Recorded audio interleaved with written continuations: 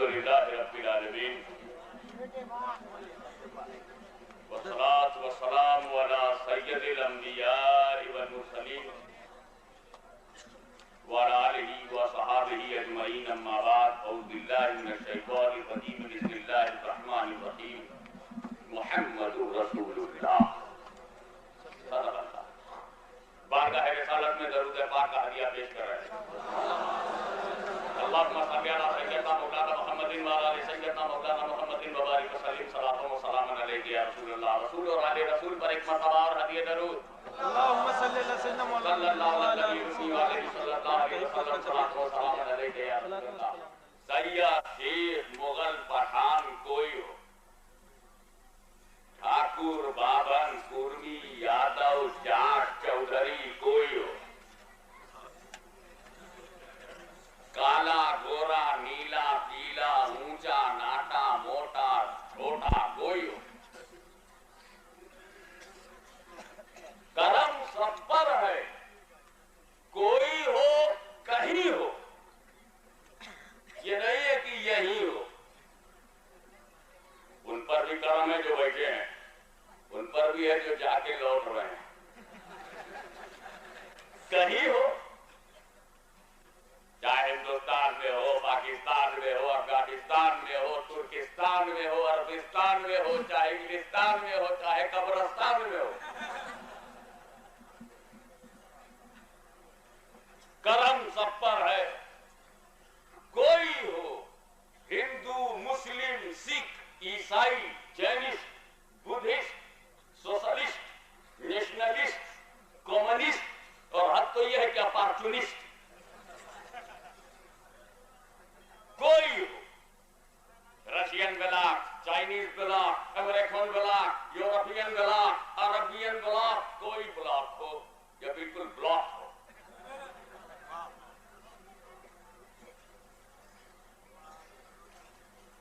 वो चाहे बिहारी हो, चाहे बंगाली हो, चाहे मद्रासी हो, चाहे गुजराती हो, चाहे दक्षिणपंथी हो, चाहे वामपंथी हो, चाहे बेपंथी हो,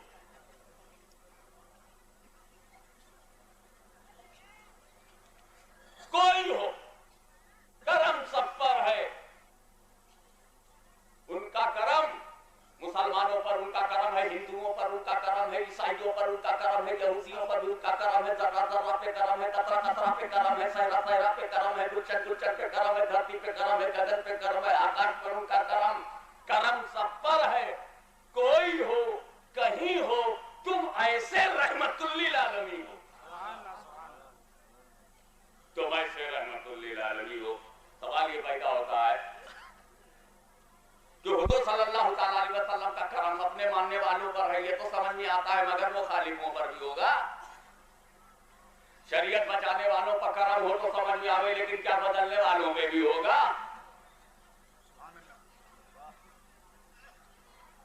हाँ मेरे दोस्तों, इस नुक्ते को समझने के लिए एक उदाहरण, एक मिसाल समझना बहुत जरूरी है, और वह यह है कि पानी बरसा और जमकर बरसा, खूब बरसा, और आकाशवाणी के माध्यम से यह समाचार प्रसारित किया गया कि पिछले 24 घंटे में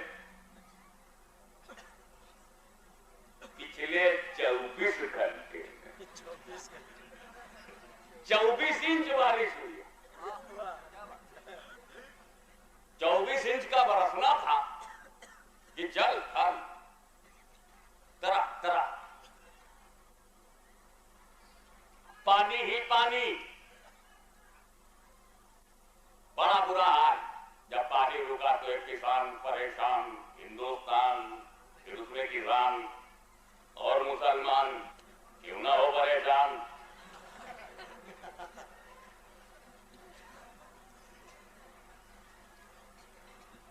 बाहर निकला और निकल करके क्या देखता है कि गड्ढे में थोड़ा सा पानी, गड्ढे में थोड़ा सा पानी। आगे गया तालाब में, देखा उससे ज्यादा पानी। नदी की तरफ गया तो देखा और ज्यादा पानी। दरिया को देखा तो बहुत पानी, समुद्र में बहुत पानी। और वही एक देखा तो एक कतरा पानी नहीं। तो वो किसान पूछता है बादल से, मिस्टर बादल तुम पंजाबी बादल हो क्या? देख देख बरसते हो, मुंह देख करके बरसते हो क्या? बादल से पूछा। तो परिक्लार ठाल में you are giving the water to see the faces, क्या चेहरे देख करके तुम पानी दे रहे हो? कहा क्यों? कहा गड्ढे को थोड़ा सा दिया, तालाब को उससे ज्यादा दे दिया, नदी को उससे ज्यादा तुमने पानी दिया और समुद्र को सबसे ज्यादा दिया, मुंह देख के बरसता है क्या? तो बादल बोला मुझको इंडियन गवर्नमेंट समझा है क्या?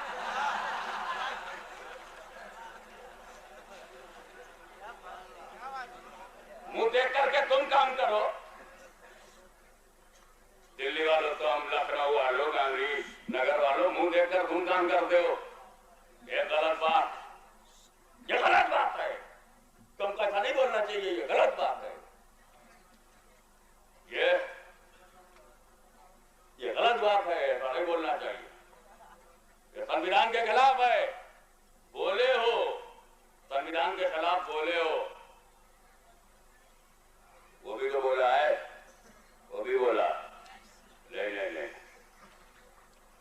तो कुछ नहीं।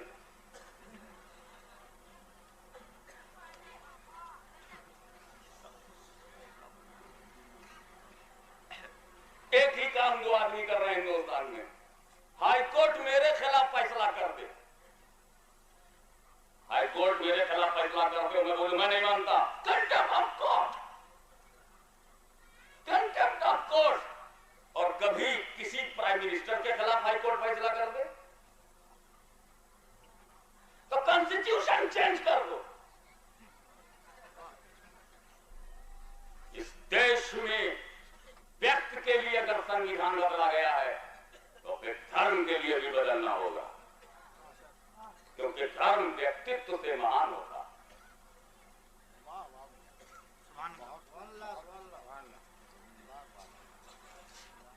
आप एक बात अच्छी तरह से समझ लीजिए, बादल ने कहा क्लियर कर सुन लो, ये जो तुम अंतर देख रहे हो कि गड्ढे में थोड़ा सा पानी है, तालाब में उससे ज्यादा पानी है, नदी में उससे ज्यादा पानी है, समंदर में सबसे ज्यादा पानी है, ये मैंने ऐसे नहीं दिया है, ये बंटवारा मैंने नहीं किया है, मैं तो बरसा।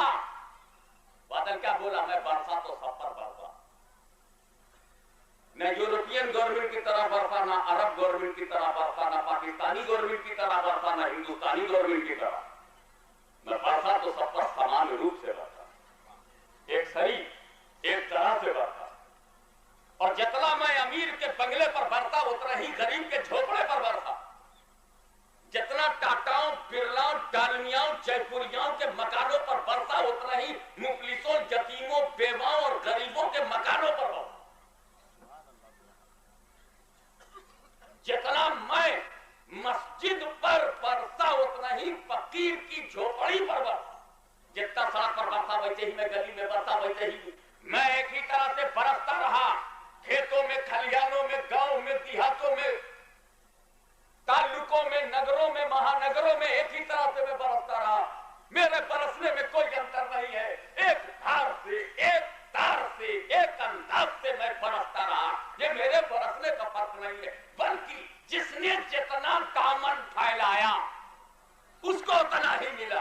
गड्ढे ने थोड़ा सा फैलाया, उसे थोड़ा सा मिला, नदी तालाब ने उससे ज्यादा दामन फैला दिया, तालाब को उससे ज्यादा मिल गया, और नदी ने उससे ज्यादा दामन फैलाया तो और ज्यादा मिल गया, समुंदर ने सबसे ज्यादा दामन फैलाया, सबसे ज्यादा उसे मिल गया, और ये पहाड़ी, इसने तो घमंड से सर उठा लिया, एक कतरा न मिल सका, इसने घमंड से सर उठा लिया, इसको एक कतरा नहीं मिल सका। मालूम हुआ कि बादल के देने में कोई फर्क नहीं था, ये लेने का फर्क है, ये लेने का फर्क है। बिला तशबीह मेरा रसूल अब्रे करम बनकर सारी धरती पर बरसा। अब जिसने जितना दामन फैलाया उसको उतना ही मिला। अली ने अपना दामन फैलाया, उन्हें अपने फैलाव के हिसाब से मिला, उन्हें ज़र्ब के हिसाब से मिला। सिद्दीक़ अकबर ने सबसे ज्यादा दामन फैलाया, उन्हें सबसे ज्यादा मिल गया। तो ये मेरे रसूल के देने का फर्क नहीं है, सहाबा के लेने का फर्क है।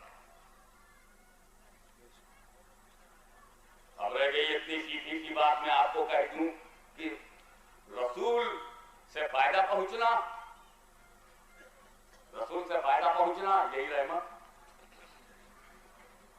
एक बात बताओ, आपके बाप को कोई कत्ल कर दे, आपका माल कोई लूट ले, कोई चोरी डकैती करे, या कोई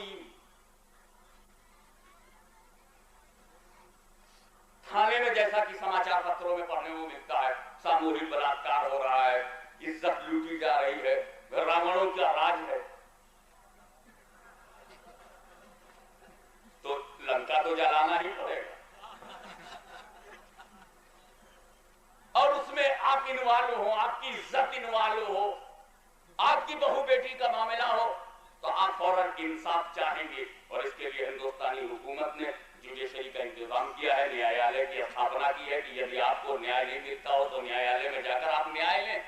आपके बाप को किसी ने कत्ल किया है तो कोर्ट की जिम्मेदारी है कि कत्ल को फांसी के फंदे पर लटका दे, ताकि कत्ल का जवाब कत्ल हो जाए। और आप क्या चाहते हो? इमीडिएट FIR होना चाहिए। अगर 5-6 घंटा FIR में आप लेट हो जाए, केस कमजोर हो जाएगा। यानी गवर्नमेंट भी चाहती है कि हर चीज जल्दी जल्दी हो। कत्ल हुआ है तो बदला लेने की का पहला कदम, first information report at police station. आप गए और FIR आपने लॉन्च किया, फौरन उस पर इन्वेस्टिगेशन शुरू हो गया, आई विटनेसेस जमा किए गए, प्रूफ हुए।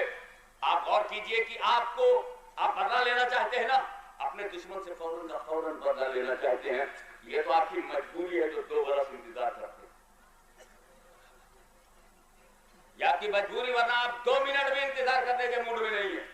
इधर बाप का कत्ल हुआ है तो ये कब्रिस्तान ना जाए तो उसको शमशान पहुंचा दो, ये मूड हो रहा है, उसे भी दफना दो, कातिल को भी मार दिया जाए, ये आपकी इच्छा होती है। और इसी इच्छा की पूर्ति के लिए तुम कानून को हाथ में ना लो। इसके लिए न्यायालय बनाया गया है, ताकि तुम्हारे जज्बे का एहतराम न्यायालय के माध्यम से किया जाए। तुम्हारे एहसासात की ताजीम और एहतराम जो है वो अदालतें करती हैं कि अगर तुम पर जुल्म हुआ है तो जालिम को सजा दी जाएगी, अगर तुम्हारे घर में चोरी हुई है तो चोर को सजा दी जाएगी, अगर किसी ने डकैती की है तो डाकू को सजा दी जाएगी। इसका इंतजाम किया गया। तो अपने हाथ में लोगे तो पूरे देश में अबतरी फैल जाएगी और पूरा सिस्टम डिस्टर्ब हो जाएगा। इसलिए सिस्टमेटिक तरीके से न्यायालय के माध्यम से आपको इंसाफ मिलता है। लेकिन आपकी ये इच्छा होती है कि आपको बदला फौरन मिले, और न्यायालय की भी कोशिश होती है कि हम जल्दी से जल्दी, लेकिन केसेस ऐसे हैं कि नंबर लगने में टाइम लग जाता है और विलंब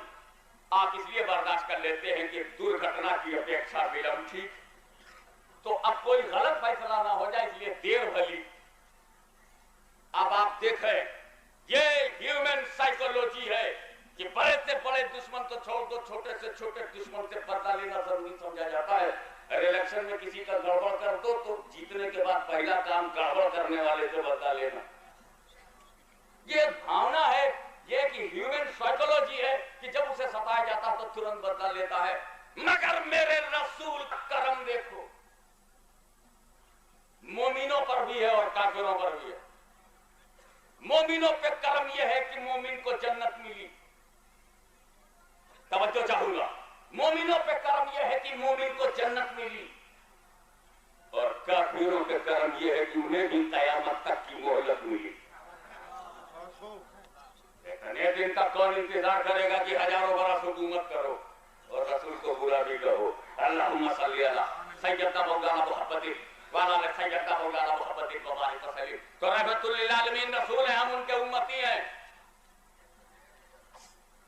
इसलिए रसूल जब सबके लिए करम है, तो आज मुहद्दिस आज़म हिंद कॉन्फ्रेंस इस समुंदरों की लहरों की तरह आई हुई आवाम और जनता के सामने ये कॉन्फ्रेंस ऐलान करती है कि मेरा रसूल रहमतुल लिल आलमीन है, वो सबके लिए रहमत है, अपनों के लिए भी रहमत है, गैरों के लिए भी रहमत है, जो उन्हें माने उनके लिए भी रहमत है, जो उन्हें ना माने उनके लिए भी रहमत है, जो हक परस्त है उनके लिए भी रहमत है, जो बातिल परस्त है उनके लिए भी। मासेवल्ला, वो हर एक के लिए रहमत है, वो रहमत आलम है, वो रहमतुल लिल आलमीन है। तो जब मेरा रसूल पूरी मानवता के लिए रहमत है, तो फिर वो संकीर्णता नहीं आ सकती, वो सांप्रदायिकता नहीं आ सकती, फिरका परस्ती नहीं आ सकती, महदूद ख्यालात नहीं आ सकते। मुसलमान सब कुछ हो सकता है, संकीर्ण विचारधारा का नहीं हो सकता, सांप्रदायिक नहीं हो सकता, सीमित विचारधारा नहीं हो सकते, लिमिटेड आइडियोलॉजी नहीं हो सकती। इसलिए कि उसका रसूल तो सबके लिए रहमत है, तो उसके रसूल का धर्म भी सबके लिए। अब मानना ना मानना अलग बात है। हम भारत में रहते हैं। अभी हमारे जिलानी मियां ने जो तजवीजें रखी है, जो प्रस्ताव रखा है, उसमें उन्होंने जिक्र किया और जिक्र इस बात का किया है कि यक्सा सिविल कोड के बारे में आपकी क्या राय है। यक्सा सिविल कोड हुकूमत पहले यह देखना चाहिए कि लाना क्यों चाहिए। Common civil law is very necessary for the India. Why? It is very important. So they used to say that common civil law is compulsory for India to unite the India, to make into one nation, one color. And common civil law will remove the differences of law and constitution. ये जो मतभेद है धर्म का, कानून का, संविधान पर इसका प्रभाव नहीं पड़ेगा। और सिविल कोड देश को एक बनाएगा। एक भारत, एक संविधान, एक कानून। कैसी एकता होगी? और जब एकता होगी तो अखंडता होगी। मैं हिंदुस्तान के चपरासी से लेकर वजीर आजम तक, यही तो लोएस्ट पोस्ट जो है प्यून है, और हाईएस्ट पोस्ट जो है संविधान में तो प्रेसिडेंट है, मगर हिंदुस्तान में प्राइम मिनिस्टर है। तो राह के गर्भ से लेकर भारत के सदर तक ये मैं विश्वास दिलाता हूं कि कॉमन सिविल लॉ किसी देश को एक रखे, इसकी कोई गारंटी नहीं। तुम कहते हो देश को एक बनाने के लिए कॉमन सिविल कोड जरूरी है। तुम कहते हो civil code is compulsory to unite the country. मैं कहता हूं it is a bogus idea. Only hope, not surety. It is your hope and no base, a baseless hope about civil code that it will make us united in India. It is your baseless hope, only dream. ये तेरा सपना है, सिर्फ उम्मीद है, एक आशा और निराधार आशा है। मैं कहता हूं कि यक्सा सिविल कोड में इतनी ताकत नहीं कि देश को एक बनाए रखे, इतनी ताकत नहीं कि देश को एक बनाए। नादानो, यक्सा सिविल कोड से अगर देश का एक रहना जरूरी होता तो बताओ, पाकिस्तान में एक ही कानून था, पाकिस्तान बचा क्यों? क्या यक्सा कोड ने पाकिस्तान को बचा लिया? क्यों मशरकी पाकिस्तान बांग्लादेश बना? क्यों पूर्वी पाकिस्तान बांग्लादेश बना?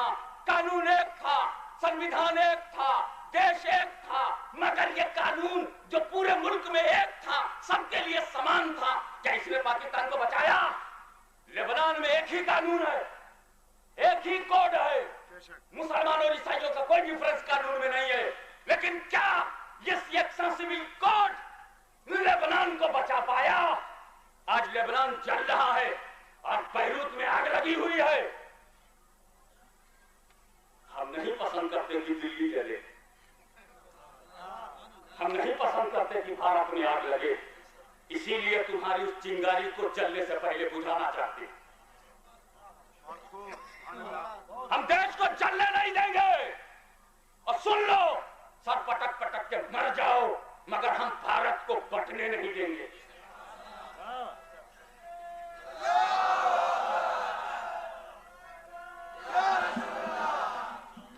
हमने बड़ी मेहनत से यह हिंदुस्तान बनाया है, हम इसे बटने नहीं देंगे। और ये भी मत समझना कि मुसलमान हम कुछ 1.5-2 करोड़ हैं। ये 1.5-2 करोड़ की छोटी तादाद जल्दबाजी में अलग होना चाहती है।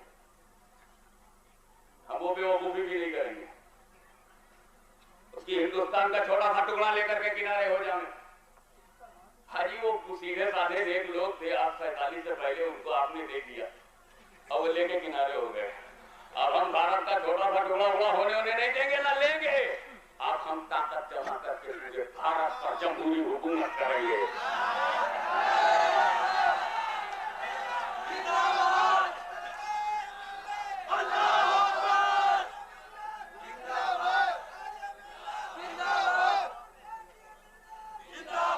तो जब हिंदुस्तान का ख्वाजा हमारा है, जब हिंदुस्तान का राजा हमारा है, तो हिंदुस्तान भी हमारा है।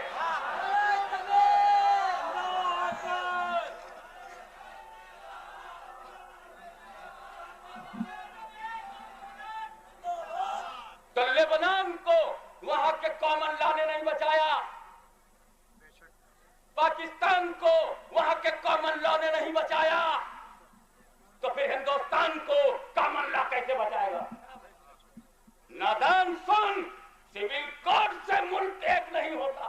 एक अगर करना है तो हिंदुस्तान के रहने वाले हर नागरिक को यह तय करना होगा कि मेरा दिल तेरा दिल है, मेरा कदम तेरा कदम है, मेरी जिंदगी तेरी जिंदगी है। हिंदू मुसलमान से प्यार करे, मुसलमान भी हिंदुओं को प्यार दे। जब प्यार के माहौल में प्यार का वातावरण होगा, जब हर नागरिक का कदम कदम से मिलके, दिल दिल से मिलके, दिमाग दिमाग से मिलकर के चलने लगेगा, और ये 70-80 करोड़ की जनता प्यार और मोहब्बत के सागर में डूब पड़ेगी, तो कानून रहे या न रहे, हिंदुस्तान रहेगा, हिंदुस्तान बढ़ेगा, हिंदुस्तान तरक्की करेगा। और एक वक्त ऐसा भी आ सकता है, अगर हिंदुस्तान के 70 करोड़ जनता को एक बना दिया जाए तो 10 साल में अमेरिका को खरीदा जा सकता है, अमेरिका को खरीदा जा सकता है। लेकिन अगर तुमने मुसलमानों को सताया तो 10 साल में तुमको अमेरिका खरीद लेगा। हम साथ रहेंगे तो अमेरिका बिक जाएगा, और हमको छोड़ दिया तो तुम बिक जाओगे। इसलिए कि भारत को बिकने से हम बचाएंगे। तो कोई भी सरहद हो, हर सरहद पर हम लड़ाएंगे। देश की रक्षा और सुरक्षा के लिए हम हर परीक्षा से गुजर लेंगे। लेकिन याद रखो, हिंदुस्तान जमीन है। हिंदुस्तान कितना ही प्यारा हो मगर जमीन है, और रसूल का की शरीयत अल्लाह का दीन है।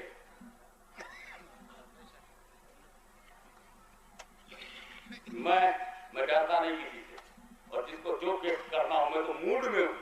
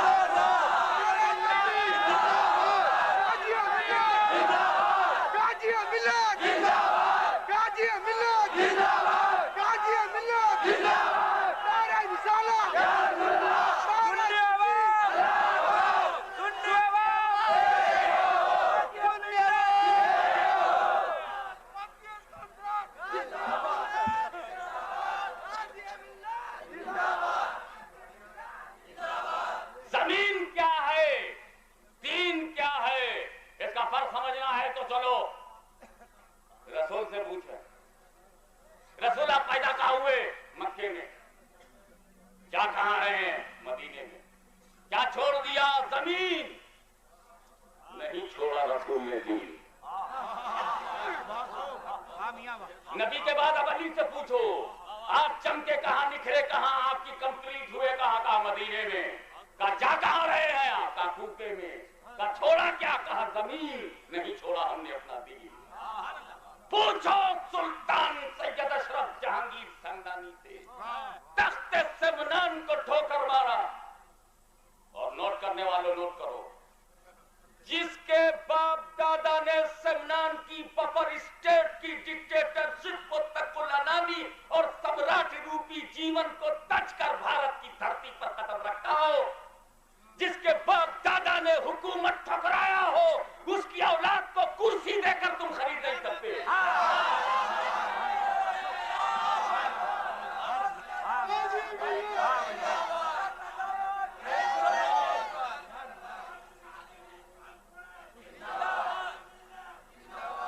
और मुखबिरों, खबरियों, ये खबर भी पहुंचा देना कि जो खून करबला में यजीद नहीं खरीद सका, वही खून पांडु मेवास की कॉन्फ्रेंस में बोल रहा था।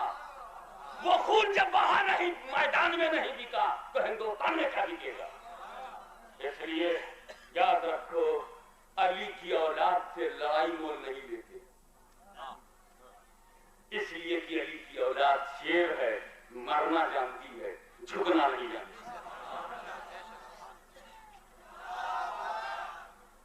हम मजबूर हैं जो रेल में हैं, मसरूर हैं अगर जेल में हैं, हम तो गुड मूड में। लेकिन फिर तुम क्या करोगे अगर हम जेल में हैं? तुम संजीदगी से सोच कर जवाब दो। अगर हाशिमी तुम्हारे मजहब के लिए जेल गया तो गुजरात वाले क्या करेंगे?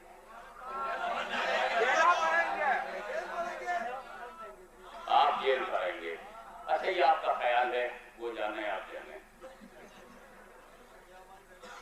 मैंने तो सिर्फ यूं पूछा कि कहीं आप फिर इतिहास की वो गलती तो नहीं दोहराएंगे। इमाम हुसैन करबला में अकेले थे, तो सिर्फ पूछा है, आपकी तकदीर जाने, आपका भविष्य जाने, आपने जो खून है उस बाप का खून जाने, आपकी रगों में जो जिस मां के दूध से खून बना है वो दूध जाने कैसा है, जिस बाप के खून से आपका अस्तित्व है वो खून का एक बूंद जाने तुम कैसे हो। मैं तो सिर्फ यही कहूंगा कि मैं हुसैन की औलाद हूं, तुम्हारा इंतजार किए बगैर बढ़ जाऊंगा, फिर इम्तिहान तुम्हारा होगा कि मैं कितने के साथ गया उतने ही में हूं, या तुम भी मेरे जीने मरने में साथ। हमारे साथ है, हम भी मरने में। तो फिर सुन लो, मखदूम अशराफ समनान की जमीन छोड़ सकते हैं, रसूल का दीन नहीं। हम भी वतन की जमीन छोड़ सकते हैं, रसूल का दीन नहीं। देश की एकता तुमसे ज्यादा हमें प्यारी है, अखंडता तुमसे ज्यादा हमको प्यारी है, लेकिन इसके लिए कानून की तलवार नहीं चाहिए, प्रेम और प्यार चाहिए। कानून की तलवार से तुम देश को एक नहीं बना सकते। हाँ, दिल से प्यार हो तो देश एक रहेगा। तो बंद करो उन लोगों को जो देश के नागरिकों के दिलों पर हमला करते, जला दो उन अखबारों को जो किसी मजहबी रहनुमा पर कीचड़ उछालते हैं। जरूरत यक्सा सिविल कोड की नहीं है, जरूरत एक ऐसे कॉमन लॉ की है कि किसी भी धर्म प्रचारक को किसी दूसरे धर्म के विरुद्ध ऐसी बात कहने की कि पलट कर उसके धर्म को कहा दिया जाए तो सहन न कर सके। और मूल पुस्तकों, कमाल साहब, कुरान में ये बात हमारी समझ में नहीं आती, कुरान की वो बात समझ में नहीं आती। अगर आप बोलोगे तो क्या कल कोई मुसलमान नहीं कहेगा गीता की ये बात हमारी समझ में नहीं आती, गीता की वो बात समझ में नहीं आती, न श्याम वेद समझ में आवे, न ऋग्वेद समझ में आवे। जब देववेद का ये हाल है तो चतुर्वेद का क्या हाल होगा? तो ये सब नफरत और घृणा फैलाने वाली बातें है कि नहीं? इससे हमारा देश कमजोर होगा, हम कमजोर होंगे। लिहाजा ये कानून अगर बनाने का बड़ा शौक है तो कानून इस तरह का बनाया जाए कि किसी भी नागरिक को किसी दूसरे धर्म की मूल पुस्तक के विरुद्ध विचार विमर्श का अधिकार नहीं। न किसी मुसलमान को यह हक है कि रामायण की व्याख्या अपने मनमाने तरीके से करे, न किसी मुसलमान को यह हक है कि वो गीता को अपने मनमाने तरीके से उसकी तफसीर बयान करे। तो उसी तरह किसी हिंदू को भी यह हक नहीं है कि वो अपने मनमाने तरीके से कुरान की तफसीर बयान करे। हिंदुओं को पाबंद किया जाए कि वो जो समझते हैं वो अपना धर्म समझते हैं, अपनी समझ अपने धर्म में लगाएं, हमारे धर्म को छोड़ें। इसलिए गुरु ग्रंथ क्या है ये मुसलमानों को बताने की क्या जरूरत है? तुमको जानना है कि गुरु ग्रंथ क्या है तो जाकर ज्ञानियों से पूछो, अकाल तख्त के धार्मिक महारथियों से पूछो। बाइबिल क्या है ये जानना है तो fathers of the church of Pope Paul से जाके पूछो। गीता क्या है ये जानने के लिए किसी मौलवी के पास जाने की क्या जरूरत है? किसी पंडित के पास जाओ। तो कुरान क्या है ये जानने के लिए तुम इमाम आजम के पास आओ, इमाम शाफई के पास आओ, मुफस्सिरीन के पास आओ। हाई कोर्ट और सुप्रीम कोर्ट को क्या हक है?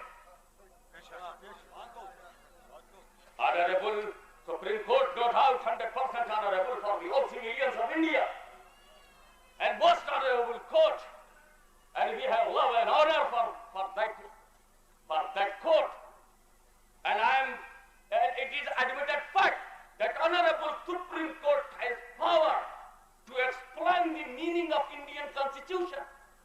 Honorable Supreme Court is entitled for the implementation of the Indian law and has power of explanation to explain the Constitution and to fix the meaning of Constitution.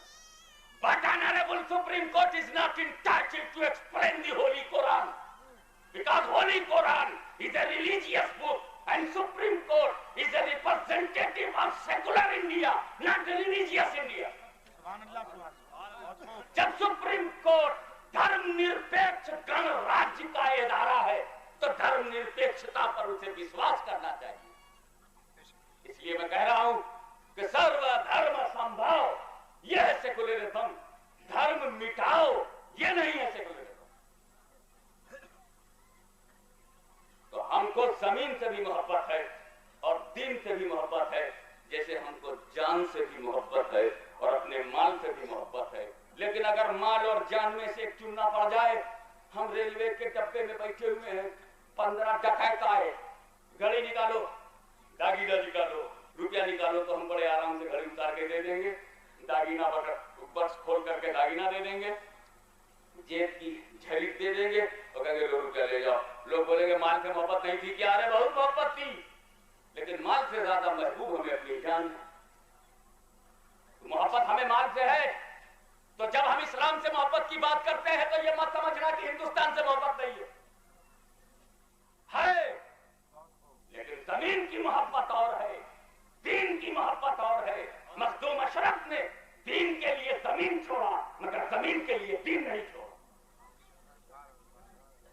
तो Jackson civil code Bharat में एकता कब लाए? पाकिस्तान में एकता लाया क्या? Lebanon में ला पाया क्या?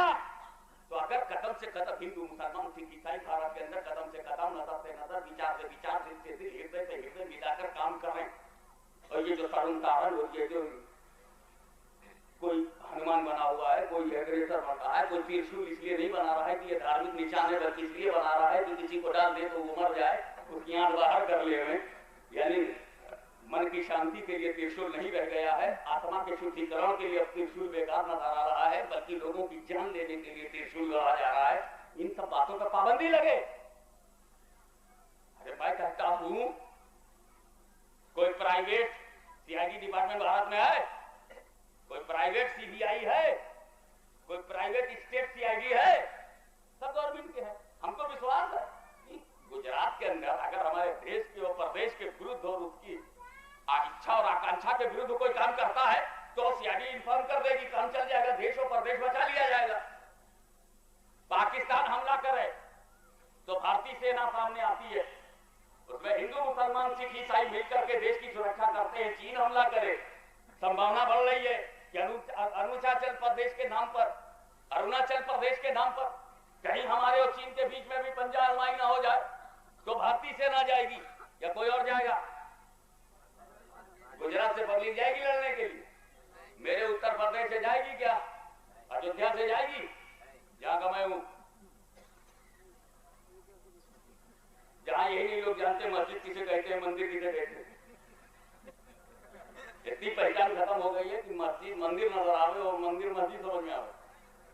वहां से लोग जाएंगे, कहीं से कोई ले जाएगा। हमारी भारतीय सेना जिस पर हमें गर्व है वो जाएगी।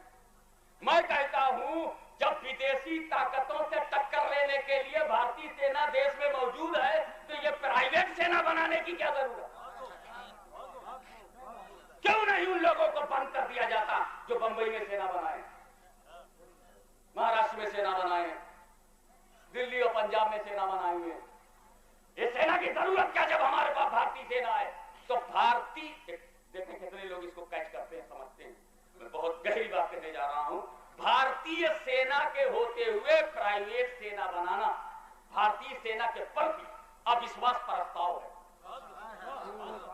और जो हमारी राष्ट्रीय सेना की इंसल्ट करे वो सेना नहीं है, गुंडों की समूह है, राष्ट्र विरोधी तत्व तत्वों का जमघटा है और असामाजिक लोगों की भीड़ है।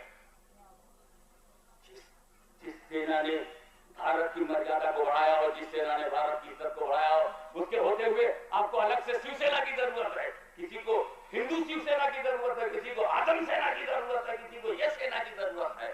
अरे तेरे को सेना चाहिए मगर सुन्नी को सच्चा सीना चाहिए।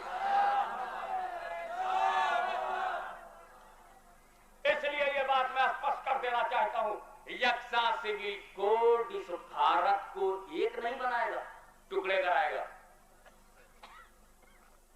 टुकड़े इसलिए कराएगा कि हम आजाद हैं, कानून माने या ना माने, जब तक वो बना नहीं है। तुम बना डालोगे तो तुम अपनी पार्लियामेंट बदल सकते हो, हमारा दिल नहीं है, पहले से बोल देते हैं। इसमें मैं अकेला हूं क्या? यक्सा सिविल कोड का मतलब यह है कि इस देश में हिंदू, मुसलमान, सिख, ईसाई, जैनिस्ट, बुद्धिस्ट, आस्तिक, नास्तिक सबके लिए एक कानून। चाहे कोई गाय 20 लीटर दूध दे, चाहे बिल्कुल ना दे, एक ही डंडे से मारो।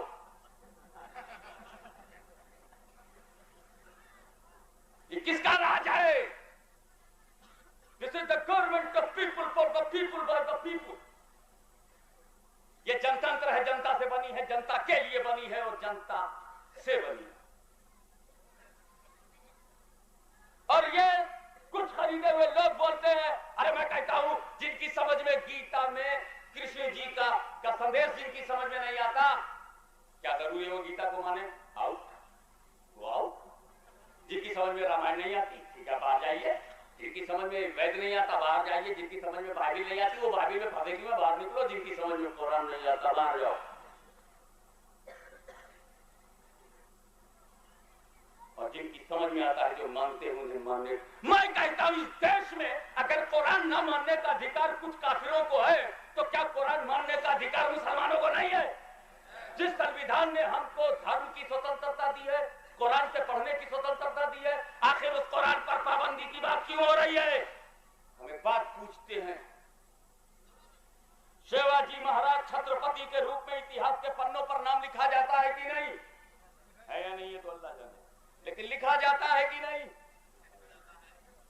बताओ, शिवाजी महाराज के राज में कभी कुरान पे पाबंदी लगी? किसी सेनापति ने यह आवाज उठाई कि कुरान की फला फला जो 24 आयतें 26 आयतें आज खराब लग रही हैं, शिवाजी को खराब लगी? क्या कुरान पर पाबंदी हिंदू राजा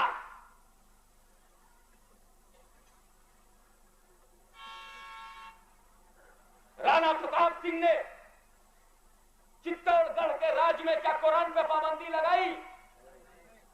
सिख राजा, हिंदू राजा हो गया, सिख राजा महाराजा रंजीत सिंह ने क्या पंजाब में अपनी हुकूमत में कुरान पे पाबंदी लगाई? मुसलमान राजा औरंगजेब आलमगीर, जिनके इतिहास को बदलते बदलते इतिहासकार मर गए, लेकिन इतिहास की सच्चाइयां आज भी जगमगा रही हैं। औरंगजेब आलमगीर के मुस्लिम राज में क्या गीता पर पाबंदी लगी?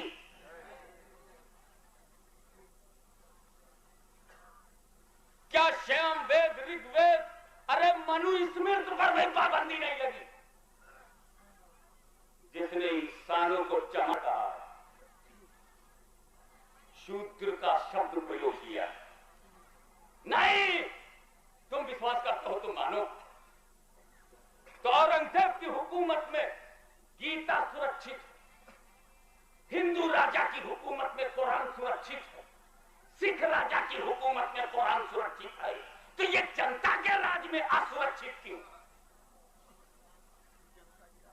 तुम कहते हो डेमोक्रेसी डिक्टेटरशिप से अच्छी है, और इतिहास कहता है कि इस डेमोक्रेसी से वो डिक्टेटरशिप अच्छी थी।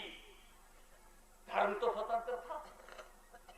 कुरान पर पाबंदी हिंदुओं ने नहीं लगाया, गीता पर पाबंदी मुसलमानों ने नहीं लगाया। तो जब डिक्टेटरशिप थी तो धर्म की पुस्तकें महफूज है, सुरक्षित है, और जब जनतंत्र आया, प्रजातंत्र आया, लोकशाही में और कुरान पर मुकदमा चलाया जाए, मैं पूछता हूं चांदमल चोपड़ा ने जो हाई कोर्ट में मुकदमा दायर किया, क्या वो शिवाजी से अच्छा हिंदू है? तो शिवाजी अच्छे हिंदू होते हुए बेहतरीन हिंदू अपने को कहलाते थे, मानते थे। राणा प्रताप की खुददारी और उसकी अना को आप देख चुके हैं कि घास खाना गवारा है, लेकिन अकबर की गुलामी को उसने बर्दाश्त नहीं किया, गवारा नहीं किया। उसने अपने राज्य में कुरान पर पाबंदी नहीं लगाई। वो ठाकुर और राजपूत का जोशीला खून, वो वीर और बहादुरी और वीरता का प्रतीक, खुददारी और मर्दानगी का चमत्कार बन करके चित्तौड़गढ़ की धरती से भागना गवारा कर लिया, घास की रोटी खाना गवारा कर लिया, पेट पर पत्थर बांधना गवारा कर लिया, लेकिन दास्ता की जंजीर से अपने पैर को बांधना गवारा नहीं किया। ऐसा खुददार हिंदू राजा और उसके राज्य में कुरान महफूज, अकबर के राज्य में गीता महफूज, औरंगजेब के राज्य में गीता महफूज। पूछना चाहता हूं, या तो अपने पूर्वजों को हिंदू कहना बंद करो, और अगर वो अच्छे हिंदू हैं तो चांदमल चोपड़ा को हिंदू कहना बंद करो। ये जितने फिरका परस्त लोग हैं, किसी धर्म के सांप्रदायिक हों, भर्सना योग्य हैं। इसलिए मैं पूछना चाहता हूं कि फिर क्या वजह है कि आज कुरान पर पाबंदी लगाने की बात की जा रही है? कुरान की अगर 26 आयतें तुम्हारी समझ में नहीं आती तो तुम्हारी समझ हमारी समझ में नहीं आती। तुमको यह अधिकार है कि तुम कुरान की उस बात को मानो न मानो, लेकिन आज की ये कॉन्फ्रेंस कुरान के एक एक शब्द पर ईमान रखती है, एक एक शब्द पर ईमान रखती है। और इसी एक बात सुन लो, शरीयत के बचाने की पोजीशन को समझ लो। आदत बदली जा सकती है, हम देश के लिए आदत बदल सकते हैं। अगर बीड़ी पीने की आदत है और देश कहे मुझे जरूरत है पैसे की, बीड़ी मत पियो, तो जो उन्हीं पर पैसा लगता था वो हम बचाकर देश को दे देंगे। चाय पीने की आदत है और देश ने मांग लिया, जैसे कि बांग्लादेश बनाने में देश ने मांगा था, तो हर टिकट पर हम पैसा बांग्लादेश का अलग से देते थे। और पोस्टमैन इसका गवाह, देश हमसे हमारी आदत मांगेगा दे देंगे, लेकिन शरीयत हमारी आदत नहीं। शरीयत जानते हो बदलती क्या चीज है? परंपरा बदलती है, धर्म नहीं बदलता। कन्वेंशन बदलता है, कानून नहीं बदलता। हाँ, कानून को वो बदलता है जो कानून को बनाता।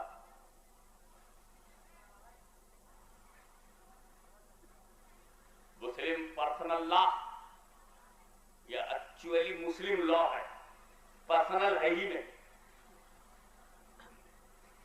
फिर किसी मौके पर इंशाअल्लाह पर्सनल पर गुफ्तगू होगी। इसलिए तो हुजूर शेखुल इस्लाम की एक मार्कतुल आरा किताब इस उन्वान पर आ चुकी है, इस्लामिक लॉ, मुस्लिम पर्सनल लॉ या इस्लामिक लॉ। आप उसका अध्ययन करें, वो खानकाह अशरफी अहमदाबाद से आपको मिल सकती है। इस्लामिक यहाँ बुक स्टॉल पर भी मौजूद है, मुस्लिम पर्सनल लॉ या इस्लामिक लॉ। वो आप पढ़ेंगे, आपको मालूम हो जाएगा। यहाँ से भी यह बताना मकसूद है कि आज की कॉन्फ्रेंस ये विश्वास दिलाती है और भारत के राजनीतिज्ञों को, हम चूंकि हम पॉलिटिक्स नॉन पॉलिटिकल ऑर्गेनाइजेशन है, हमारी नॉन पॉलिटिकल ऑर्गेनाइजेशन है। पॉलिटिक्स से हाशमी को कुछ लेना देना नहीं है। राजनीति तुम जानो, देश की सियासत तुम जानो, लेकिन अगर सियासत के गंदे हाथ शरीयत मोहम्मदी की तरफ बढ़ेंगे तो गंदे हाथ इस देश में काट दिए जाएंगे। हम उनकी उंगलियों को नोच लेंगे। जिस खेत से दहका को मयस्सर न हो रोजी, उस खेत के हर खोश है गंदुम को जला दो। नारे तकबीर, नारे रिसालत, आज़िए मिल्लत जिंदाबाद।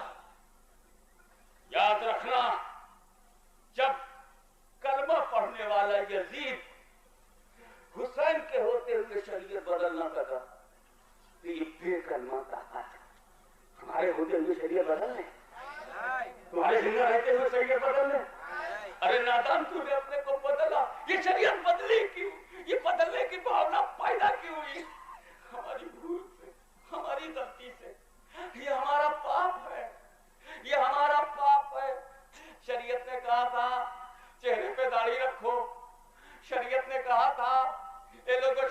पियो। शरीयत ने कहा था ए लोगों तुम जुआ न खेलो।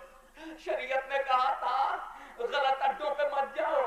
शरीयत ने कहा था नामहरम औरतों को छुओ मत। शरीयत ने कहा था बीवी का हक बीवी को अदा करो, माँ का हक माँ के साथ अदा करो, पड़ोसी का हक पड़ोसी के साथ अदा करो। मगर यारो हम बुरी सोहबत में अपने को बदल दिए। हम बदल दिए, अपने को बदल दिए। दाढ़ी रखना था कटवा के बदल दिए। शराब नहीं पीना था बदल दिया, पीने लगे। जुआ नहीं खेलना था हमने अपने को बदल दिया, जुआ खेलने लगे। क्या बताओ कोई सहाबी बगैर दाढ़ी का है? रसूल ने जो समाज बनाया था उसमें बेदाढ़ी का कोई मर्द है? कोई शराब पीता था, कोई जुआ खेलता था, किसी की बहू बेटी में पर्दा चलती थी। जब लोग देखने लगे कि मुसलमान जिस शरीयत से ढाला गया, जब वो नमूना बदल गया, तो क्यों ना सांचा ही बदल दिया जाए, क्यों ना कारखाना ही बदल दिया जाए, क्यों ना शरीयत ही बदल दिया जाए। तो ये बदलने की भावना हमारी बदअमलियों ने पैदा की। तूने ना जाए, देखो भाई गुस्से में तुमने तिलाक दिया, गांव में आके तुमने तिलाक दे दिया, गुस्से में आकर के तुमने तिलाक दे दिया, ये तुम्हारी तबीयत थी ना। लोगों ने इसे शरीयत को बदनाम करने का सबब बना दिया। शरीयत में तिलाक है, शरीयत में तिलाक है। और बात ये थी कि तेरी तबीयत में तिलाक, तेरे गुस्से में तिलाक है, तेरे हराम जज्बे में वो बात शामिल थी, तेरे नाजायज गर्मी में वो बात दाखिल थी। बदनाम शरीयत हो गई।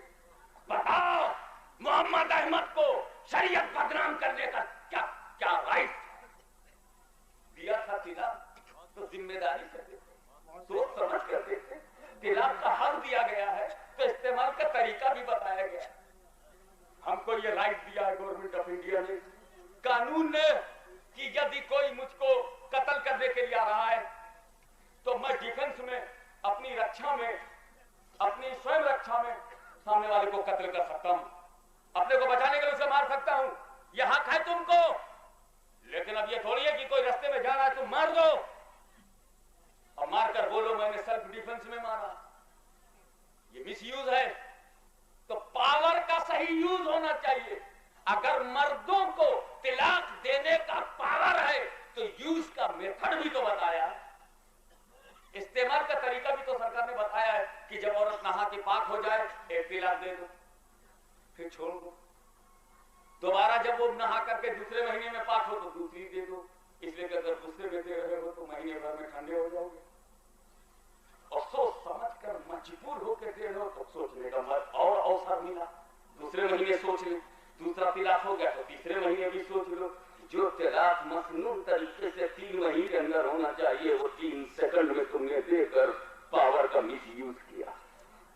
मिसयूज तुम करो और अनयूज्ड शरीयत कहलाए। तो बताओ शरीयत को बदनाम तुमने किया कि नहीं?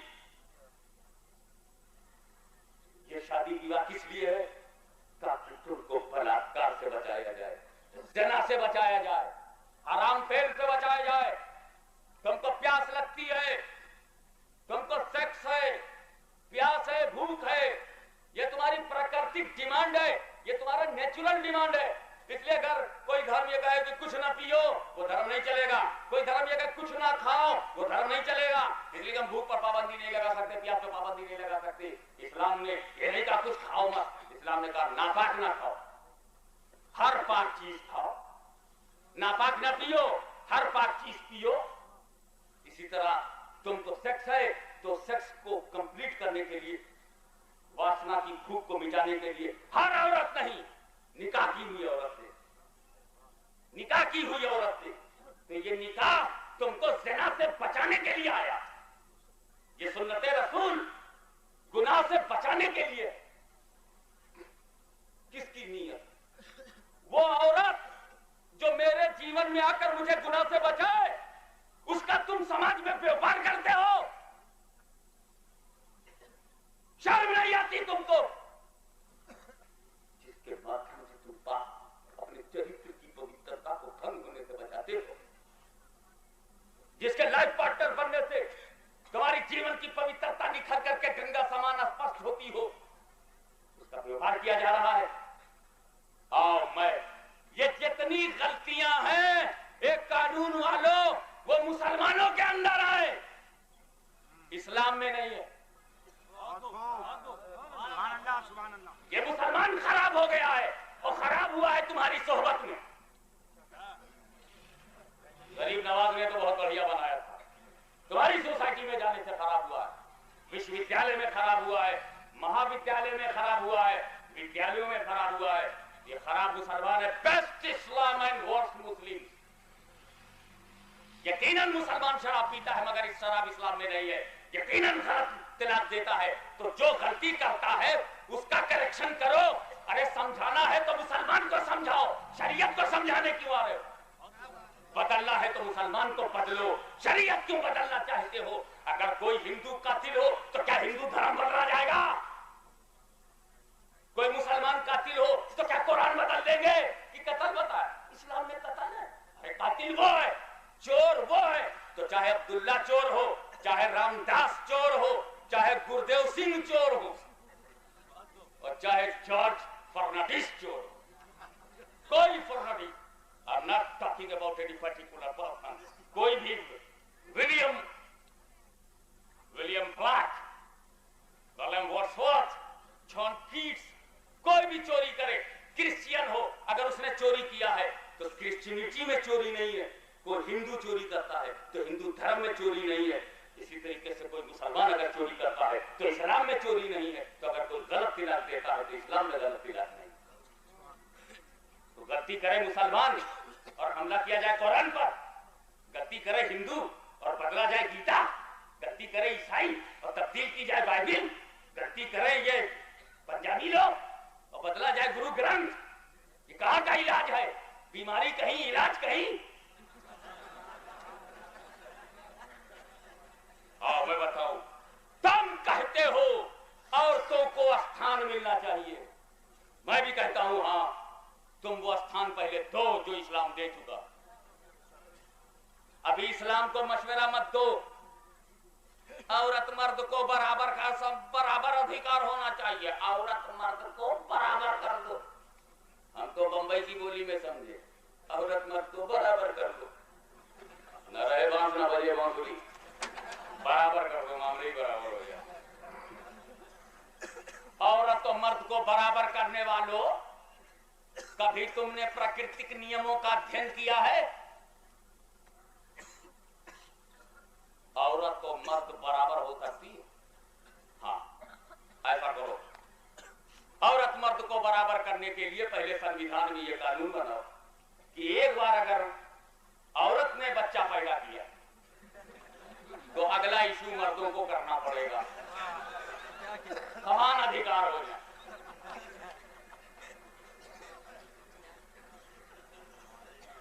दो साल दूध पिलाने की बात है तो एक साल तो मां पिलाए, दूसरे साल अब्बा जान कोशिश करे।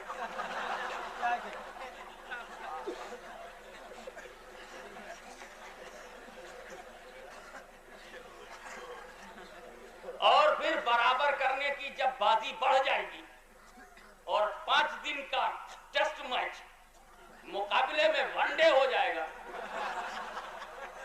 तो फिर बाडी में भी बराबर करो।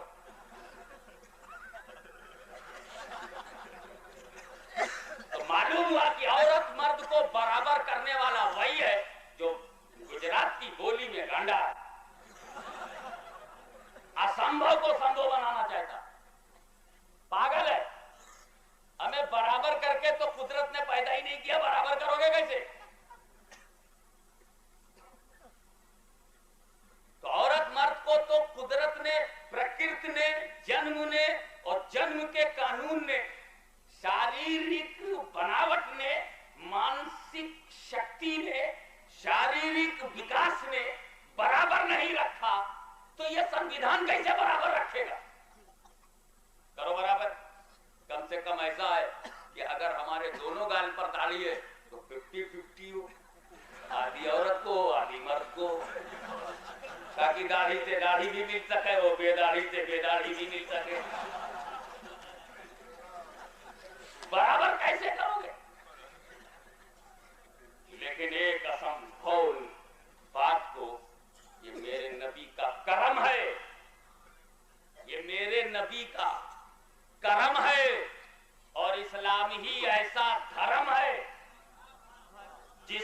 बराबरी का कायम भरम है। सिर्फ इस्लाम ने औरत मर्द को भी बराबर कर दिया। शारीरिक तौर पे तो किया नहीं जा सकता, प्राकृतिक दृष्टिकोण से तो बराबर किया नहीं जा सकता, नेचुरल और फिजिकल पॉइंट ऑफ व्यू से फिजिकली डिफरेंसेस खत्म किए नहीं जा सकते। तो बराबर कैसे किया जाए, औरत मर्द का स्थान बराबर कैसे किया जाए? तो इस्लाम ने कहा टाइटल में बराबर कर दो, पद, मुकाम और स्थान में। स्थान कैसे बराबर हो? क्या इस्लाम ने बेहतरीन राह निकाली? उनका दोनों को दोनों बना दो। एक मोहम्मद की लैंग्वेज है, दोनों को दोनों बना दो। मैं भी उसको क्लियर करता हूं। औरत शौहर की खादिमा है, दासी है। दासी समझते हैं? पति की दासी है, और बेटे की नहीं तो पति की पत्नी क्यों नहीं बोले, दासी क्यों बोले? दासी के मुकाबले में ला मालिका है ना, मलकिन यानी मखदूमा है।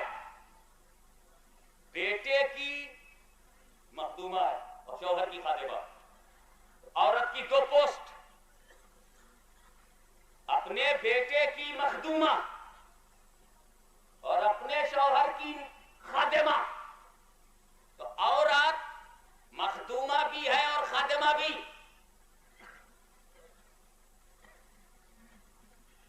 किसकी?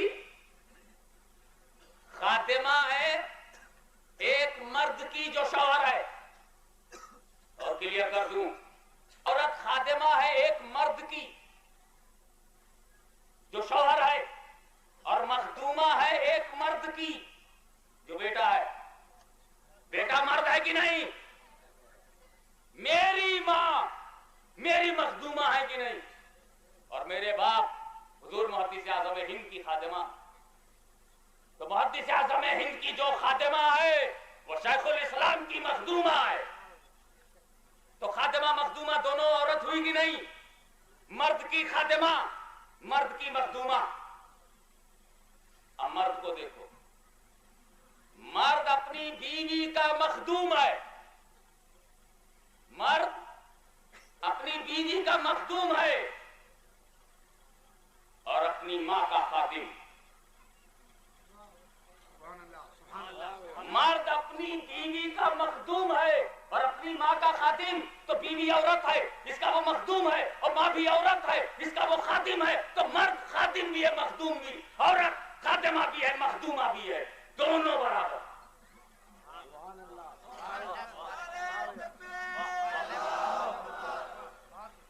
टाइटल बराबर है। अगर औरत खादिमा है तो मर्द भी खादिम है। अगर औरत खादिमा है मर्द की तो मर्द खादिम है औरत का। याद रखो, औरतों की पोजीशन मर्द से ज्यादा स्ट्रांग है इस्लाम में।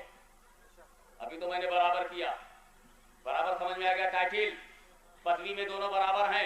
एक मर्द की गुलामी अगर औरत को मिली है तो दूसरे मर्द की आकाई, दूसरे मर्द पर उसका हुक्म चलेगा।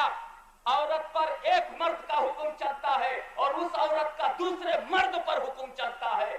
जिस मर्द पर औरत का हुक्म चलता है वो मर्द इस्लाम में बेटा है, और जिस मर्द का औरत पर हुक्म चलता है वो इस्लाम में शौहर है। तो मर्द खादिम भी है, मखदूम भी है, औरत खादिमा भी है, मखदूमा भी है।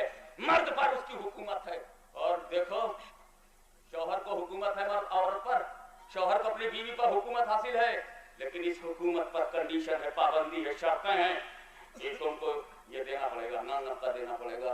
औरत को जो राइट है, मूल अधिकार है वो देना पड़ेगा। औरत के कब रहने के लिए मकान देना पड़ेगा, पहनने के लिए कपड़ा देना पड़ेगा, खाने के लिए रोटी देनी पड़ेगी, चावल देना पड़ेगा। और गुजरात में अगर तुमने ऐसा किया तो कड़ी खिचड़ी देनी पड़ेगी, वो देना ही पड़ेगा।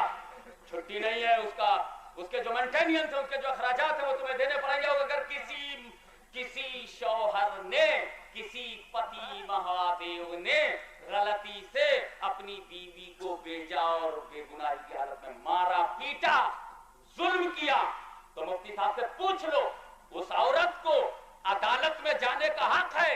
इस्लामी कोर्ट में वो मुकदमा दायर कर सकती है कि मेरे शौहर ने मुझको मारा है। शौहर के खिलाफ मुकदमा करने का उसे हक है। बल्कि अगर शौहर फंडामेंटल राइट को न दे तो उसे खुला करवाने का, डाइवर्स करा लेने का भी हक है। शौहर से अलग हो जाने का भी हक है और तिलाक ले लेने का भी हक है। औरत हमारी गुलामी में तो है, मगर आजादी की ताकत भी उसके पास है। औरत के पास आजादी की ताकत है, मगर मर्द को इस्लाम ने जब औरत का गुलाम बनाया, मर्द को जब औरत का गुलाम बनाया, यानी मुझको औरत रूपी माँ को, माँ जो औरत है, मर्द उसका गुलाम है, जब यहाँ गुलाम बनाया तो हमसे ये कहा गया कि अगर माँ तुझे पीटते पीटते पीटते पीटते तेरी पीठ पर अगर माँ का डंडा टूट जाए तब भी तू उफ न कर, गर्दन न उठा। अरे कोर्ट में जाना तो बड़ी बात है, हम माँ के खिलाफ बोल भी नहीं सकते, हम माँ के खिलाफ बोल नहीं सकते। इस्लाम ने औरत को मर्द के आगे नहीं झुकाया है, बल्कि माँ के रूप में मर्द को औरत के आगे झुकाया।